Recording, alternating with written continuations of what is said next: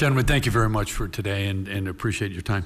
Real estate is, as you so aptly indicated, is probably not one of the hotter topics that come up, but yet they're critically important.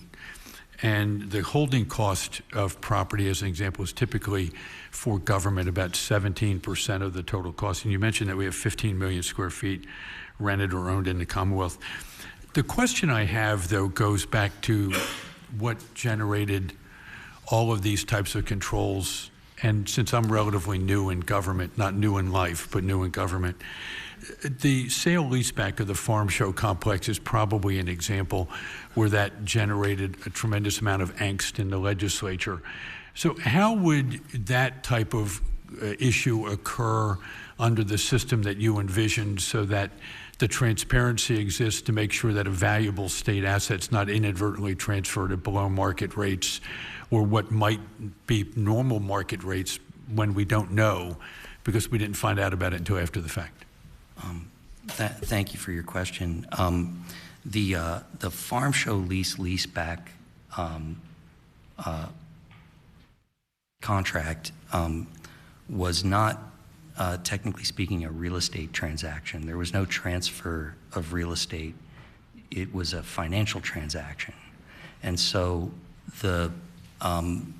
what we are proposing here to manage the portfolio of real estate and the way that we handle that, all the transactions associated with the portfolio of real estate is for the most part a separate issue.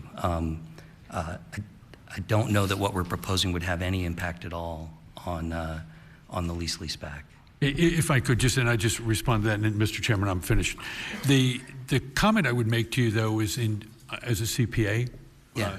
We have an accounting for leases and operations like that we no longer view leases under the lease accounting standards as being financial transactions or operating leases.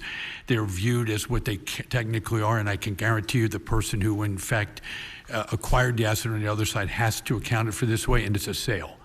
And so what we try to do, and what I worry about in government is we shouldn't, in the legislature, have to have the kind of knowledge that I have as a CPA in order to be a legislator.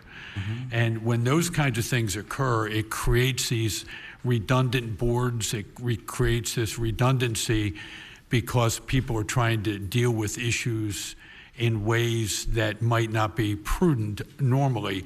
And so my concern is that when we use something that's a financing vehicle under the guise of it not being a sale leaseback, when in fact in the commercial world we have to treat it that way, we're inadvertently creating an environment which people don't trust government anymore.